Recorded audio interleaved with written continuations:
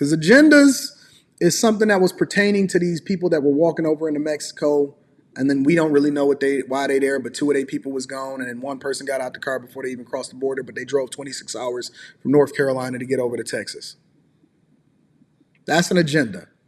An agenda is what Tiger Woods' ex-girlfriend has up her sleeve, in my opinion, based off of trying to sue him to remove the NDA so she can come up on the bag because she was never even supposed to be in Tiger Woods' presence in the first place, being a waiter at one of his restaurants.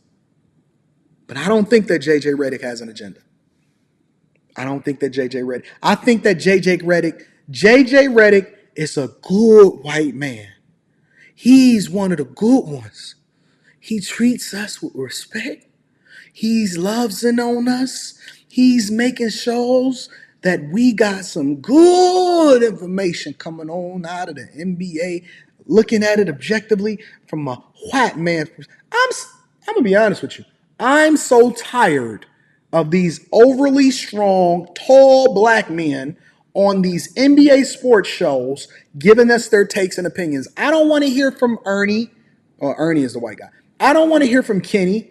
I don't want to hear from Jalen. I don't want to hear from Shaq. I don't want to hear from all of these guys that got rings that's been dominating the NBA for all of this time. I certainly don't want to hear from Shannon. He didn't even play basketball. I don't want to hear from all of these guys that are on these platforms giving us their opinion about what's going on with sports. I want to hear from me, a guy that possibly could have hired me or got me into college, or I could have copied off of his homework when I was going to private school back in middle school. Look at that good white man. Listen, if there was a crime that was being committed, and they gave you 2 possible suspects, and they showed this good white man right here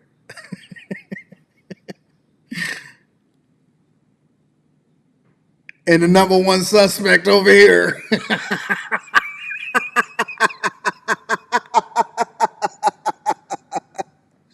Excuse me, Mr. Daniels.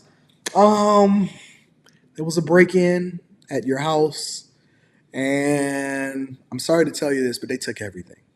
Now, I know that you had insurance. Philip, I'm reading Super Chats throughout the day. I know you had insurance, Anton, all right? So it's neither here nor there. But there's some stories that were corroborated by your neighbors, and we need to show you some mugshots. So we just want to know if you've ever seen either one of these gentlemen around your property within the last 6 months, okay? If you can point them out, let me know. And I'm going to be like, wait. And then they're going to be like, so we got the mugshots for you. Here we go. Was it Jake from State Farm?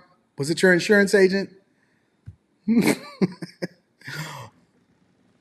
Or was it this guy that saw that tone like this? I'm going to be like, listen, Sheriff. Listen, Sheriff. I'm not one to stereotype, but I don't even need to see any more. Take Kendrick, and his name is Kendrick, and his last name is Perkins? Okay, what school did they go to? Well, JJ Redick his name is JJ. Man, listen. Not only am I going to convict this guy over here, I want to shake JJ's hand for apprehending the subject and calling the police on Kendrick over there. I'm just playing. I know y'all gonna do a whole skit. Y'all gonna have y'all little shorts together. This is why Anton is against black people.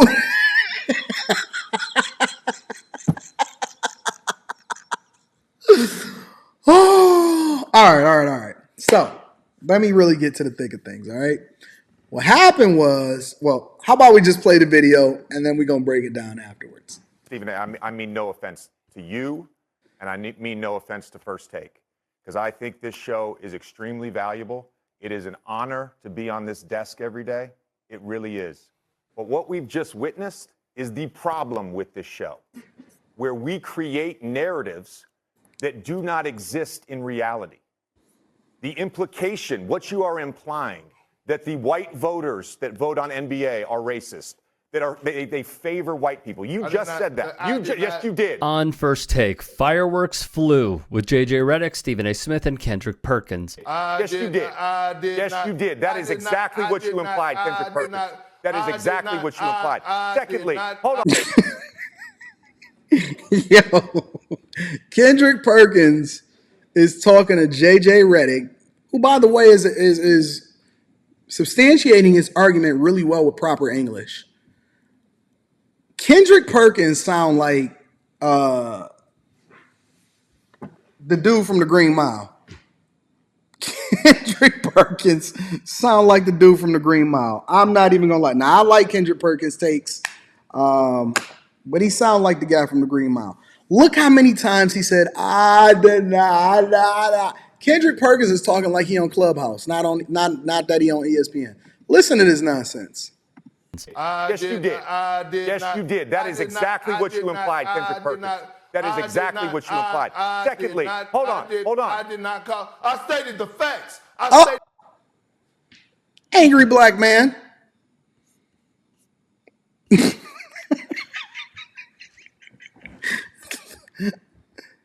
Don't you raise up your voice at me. Lower your tone. Substantiate your... Lower your tone. Substantiate your argument, sir. The facts, and you're not about to sit up. We all know what you implied the other day. We all know what you implied just now. Hold on. I stated it's the facts. It's the facts. It's the facts. Now look at J.J. Redick. He got that good part in his head. Look like he just came from the beach surfing. Are you going to go against this white man and knows how to substantiate his argument? Now, I will give J.J. Redick credit in real life. All right, all jokes aside. He's calling out the reality of not only what happens in the NBA, as far as all of these people that's automatically accusing somebody of something that they didn't do simply because they had a different color. And this is one of the reasons why it's so important for me to joke with y'all like this. Because if I was white, it wouldn't fly. But the fact that I'm black and you're so used to hearing it in your own circles, in your own households, and so on and so forth, as far as different people saying things that you then agree with simply because they're a different color from you or they come from a different space than you. And I'm so tired. I'm so tired of seeing people running the Victim Olympics and Kendrick Perkins assuming that the voters are racist because they picked a particular guy that's actually probably the MVP of this year in the NBA. How come black people can't lose at nothing? Especially when it comes to running, jumping, and putting the basketball in the hoop. Or rapping. Yo. Eminem is the most lyrical rapper that has ever come out of hip-hop. But y'all feel a certain type of way because he whacked. Let's continue. In turn, Perkins erupted at Redick for what JJ felt was valid criticism of Kendrick's previous comments. Basically, here's what happened. Perkins accused Denver Nuggets center Nikola Jokic of stat padding. Thus, Redick went on First Take and was asked about Perkins's so-called stat padding argument. And the best argument I can make of why this is such a ludicrous statement, they're 23-0 when he has a triple-double. Going back to last year, they've won 28 games in a row when he has a triple-double. You want a slap box? At least allow me to be. Look at this man with a wife beater on, going live, and he's supposed to be some sort of professional that is having a verbal spat in competition against J.J. Redick. Now, this is good for TV. Finally, ESPN is doing something that actually is putting them in direct competition to actually not get the floor wipe with them from Shannon Sharp and Skip Bayless, okay? For those of you that's not familiar with sports. But the reality is that you got this grown man that is on here with his taco meat out now, and he got his wife beater on in order to try to explain exactly what it is that now, I haven't scrubbed through this much of the video, but it's a strong possibility he's going to tell them to pull up. You know what black men do that? Well, pull up, let's fight about it. Let's throw our fists about it. And then a white man going to pull up, get the snot beat out of him, and then he going to sue you. It's the same thing that I would do. on TV to be able to throw my jabs and, my uppercuts. Perkins didn't appreciate the comments and demanded they air it out on TV together. When I look at JJ and I hear him talk, because he's so big in analytics and he's a historian when it comes down to diving in deep and going back into history and talking about the evolution of the game, why didn't he never bring up this in particular subject? When it comes down to guys winning MVP since 1990, it's only 3 guys that won the MVP that wasn't top 10 in. Let me guess. Steve Nash, Dirk Nowitzki, and I don't know, Nikola Jokic. Do you know who those 3 guys were? Who were they? Steve Nash, Jokic, and Dirk Nowitzki. Woo! Don't Anton know his basketball. Don't Anton know his basketball. Steve Nash, Dirk Nowitzki, and Jokic. Okay, Perk. Nice way to point out all of the white guys. It's funny, nobody talked about stat padding when it was Russell Westbrook that was trying to average a triple-double, and then he wound up getting the MVP, and he wound up, right after the guy that just got injured, Kevin Durant, that's now on the Phoenix Suns, that's chasing another championship. Nobody mentioned Kendrick. Kendrick never mentioned Russell Westbrook, stat padding, but it's okay. Don't worry about it. What do those guys have in common? I'll let it sit there and marinate. You think about it. Perkins was accusing the NBA and NBA media of racial bias in MVP voting. Thus, it set the scene for what we saw to open up this piece. One thing we've learned from that is we can Look at actually Kendrick. track. He's so unprofessional. Look at Kendrick Perkins not being professional and listening to this good white man give his arguments. Come on, Kendrick. Which players create good shots for their teammates. And Nikola Jokic is top 5 in shot quality created. So if you watch them play, Perk. During the segment, Redick goes through how the numbers show Jokic is top 5 in shot quality created. In response, Perk pretends to be bored, closes his eyes, and pretends to fall asleep as well. This idea Just like a black woman. Just like a black woman. Just act like she don't hear nothing that you're saying. that Dirk and Steve Nash were favored to win the MVP because they're white. First of all, you stop short at 1990. That was your cutoff point for players to win MVP not in the top 10 in points per game, which is a stupid stat to judge MVP on. This isn't middle school. 1990, Magic won it. 89, Magic won it. 87, Magic won it. 87, he was 10th. 89, he was 15th. 90, he was 18th. Okay. We judge MVP year 2. And you know why Kendrick Perkins wanted to stop at 1990? Because he knew if he went back to 1990, 89, 88, and 87, in which 88 or 89 and 90, the Detroit Pistons was whooping on that ass. He stopped there because it's called a white lie. And let me tell you what a white lie is for those of you that's in the back. A white lie is when somebody finesses the numbers, such as stopping at a particular point in order to be able to substantiate their argument, hoping that you don't have the additional stats to go along with it. It's somewhat like when people quote the Bible and they say one scripture.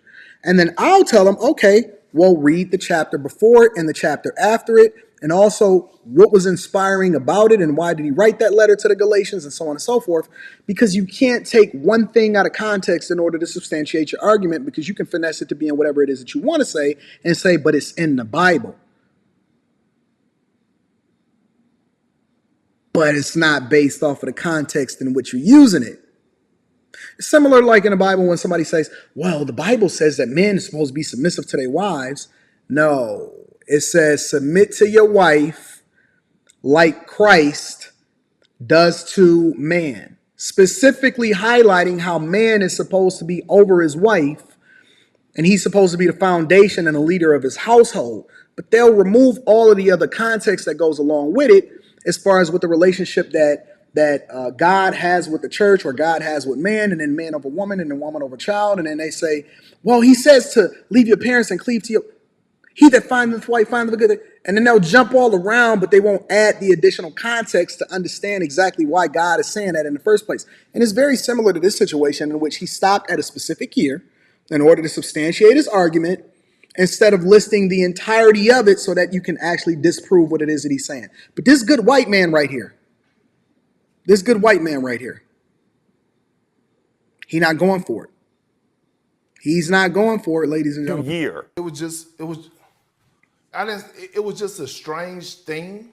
It was just a strange. But why did you cut it off at 1990 though? Because that was convenient. That was convenient. I'm just saying. Hold on, time out. It was just a strange thing that it just happened. It was just a strange thing in 2006 when Kobe averaged 31. When he was playing with Kwame Brown and Smush Parker. And what was the record that year? 42 and 40. They were 42. Woo! JJ Redick know the exact record. The exact record. Historically, the scoring champion doesn't always win the MVP. Carmelo Anthony, Kevin Durant, they didn't always win the MVP as a result of being a scoring champion. So to say just because he averaged 31 points doesn't necessarily substantiate that he should have been the most valuable player. But he did know that JJ Redick actually knew the record of what it was that he was rocking with. And so this is how you find yourself in a bad position. So let him speak. Was he the most valuable player? They made the playoffs with that roster. You take Kobe off that team, they probably win 8 games. Okay, so let's make that very, very clear. Okay, so LeBron went from worse, or he took a team from worse to first, and then when he left the team, it went from first to worse. But nobody ever said anything about that either. But all right, let's continue. When it comes to MVP voting, 80% of the voters are white American. 20%. So that means that white people are the ones that watch the majority of the NBA. Is that what he's saying? And if that was the case, then why are you opening it up to voting from the fans in the first place? If the majority of the people, listen, when I go to these games, and this is the honest to God truth, and this is in the heart of Detroit. Detroit is one of the blackest cities in the United States of America. Our mayors had historically been black. Our police force had historically been black. The majority of the people that live within city limits are black. But the overwhelming majority of the people that actually spend their money, go to the games, and then substantiate what it is that we got going on as far as supporting their teams. First of all, the Red Wings is the hottest team inside of Detroit right now as far as long-term support from the people within the city. It's not the Lions. It hasn't been the Pistons. As a matter of fact, the Lions and the Pistons wasn't even in Detroit. The Red Wings, the white Red Wings, were the only team that never left the city. Think about that for a minute. Because I know y'all want to talk about black and blackity black and all of this other type of stuff. I'm talking about what I see from a city that had everything that was controlled by black people. The only team that didn't leave the city was the white team. The team that had the majority of the white players. White people historically drove down into the city to support their team. That's not how we operate. You can't get mad at the audience for what it is that they like to see when they're the ones that put their money up in order to support the product. That means that they then have control of what it is that's going on there. And the Red Wing historically has been called Hockey Town, and we have dominated all through the 80s and the 90s, even though it's a Canadian sport. We have dominated the 80s, the 90s, and the 2000s when it comes to winning championships. Regardless, the people that support the team are the ones that then get to determine what happens on the floor. It's just a fact. If you go to these basketball games, the overwhelming majority of the people that's at the basketball games, they are not black. They are white. It's a mixture now because black people are starting to get some money now. So we down there and we showing off. It's some white, it's some Chaldeans, it's some Arabic people. We popping now. We in the mix now. But the overwhelming majority of the people that spend the most money are white. Comerica Park, Detroit Tigers, the Lions. Mostly white people are the ones that's at these teams. It's just a fact. So you can't say something is racist just because the larger demographic of people that are voting, participating, and spending their money on a product just so happen to be a specific hue. Is hip hop racist because the majority of the people that buy the music and go to the concerts are white? They not black? Think about that for a second. Or others. I know that stat. If you want to talk about advanced stat, I do know that one. Which led to this quote, as displayed on your screen, where JJ Redick went over Kendrick Perkins' implications, which of course the former does not agree with. How about Redick pulling back the curtain on First Take while on air for First Take, condemning the show for pushing false narratives? We all understand the performative and theatrical aspect of First Take and other daily debate shows, but a panelist calling it out in real time is rather brazen. Perkins, however, maintained that he wasn't pushing a hot take, stating, "This is how a lot of former African-American players have been feeling for decades." It's always, woe is me. Y'all make all of the money. You get the majority of the cut. You get 49% of the revenue. You get 49% of the jersey sales. You get to go to China. You out here acting like John Morant. You're the highest paid, the predominantly ones that make all of the money when it comes to it. They even gave Michael Jordan a team over in the NBA. They even gave Jordan a team, and they don't open it up to anybody. The NFL ain't opening it up to nobody. Lamar Odom, well, never mind. Let me be quiet. I don't want to tell y'all about that. Now, above the original video, fellow sports media member Chris Williamson would write, "Racial bias definitely exists in the NBA and other leagues when it comes to how players are covered. Can't just dismiss that." Directed, of course, at JJ Redick. The always insightful Bomani Jones would weigh in. Before Nash won his MVP, as I recall, the biggest voice to question whether race played a role in his candidacy was Bill Simmons. My old buddy Dan, as in Levitard, made the same point and caught hell from colleagues. He goes on, "I mentioned that to say how white dudes receive white ball players can be a weird thing to untangle. Nobody patronizes white hoopers more than white dudes, but when they're excellent, well, that's a little different. It can sometimes go too far. When things get dissonant, and it sounds like white people are going a little far to hype up a white dude, well, yeah, some people are going to wonder what's going on. It wouldn't be an unfair question to ask." So it's an unfair question to ask when white people support white players, but it's not an unfair question to ask when black people support black players. If you want to be equal, and this is the same thing that we say to women all the time, if you want to be equal, then play the whole game without complaining about it, because that's what men go through. That's the thing that we tell women every single day. Okay, you want this equal, then you got to take it equal on both sides. You got to take the good with the bad. You got to do the hard jobs. You got to do the good jobs.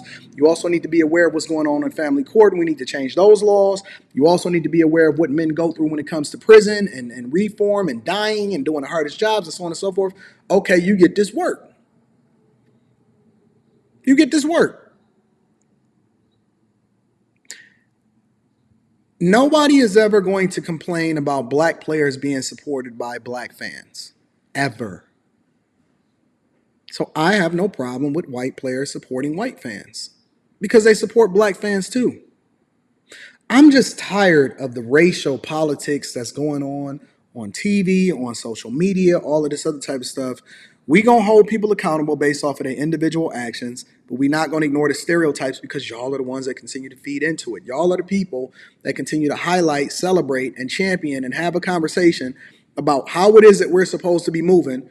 Don't be surprised when you start to get these people, such as that boy over at that HBCU, that white boy, that's suing the HBCU for racial discrimination and bias now. Don't be surprised when white people start riling up because they get backed into a corner and now they're starting to speak their mind because now they're starting to feel disenfranchised because they feel like the only voice in the room is the ones that then continue to run in the Victim Olympics. You're going to start seeing a lot of pushback and things are going to get worse before they get better because people are tired of people running in the Oppression Olympics, the Victim Olympics, claiming racism for everything that they don't like. And frankly, I'm tired of it myself.